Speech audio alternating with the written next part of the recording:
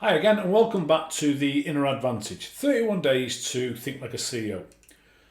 Be honest, how many times have you told yourself, I just need to get a better strategy. I just need to take another course or try a new tool, hire a new coach and then I'll finally get the results I want. Sometimes that can be true, but often you don't need more strategy, you need more belief in the strategy that you already have. Now, we love to chase strategies because they feel safe. It gives us something to tweak, it gives us something to fix. But constantly switching strategies is often just fear wearing a mask. Because as long as you're researching, you're not risking, are you? As long as you're planning, you're not putting yourself out there.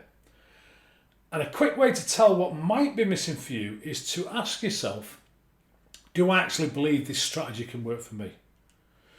Do I believe that I'm the type of person that can execute on this strategy really well? Am I changing direction to improve, or am I changing direction to avoid discomfort? Because if your belief is shaky, then no strategy is going to stick. But if you're grounded in belief, almost any solid strategy can move you forward. Okay, your actionable step for today. Take a strategy that you've been second guessing and check your belief around it. Where do you need to commit deeper instead of searching wider?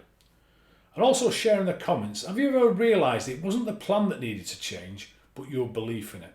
Let's talk about that. And remember, these tips only work if you work them. So give this a go. Take this idea from theory to practice and from practice to mastery.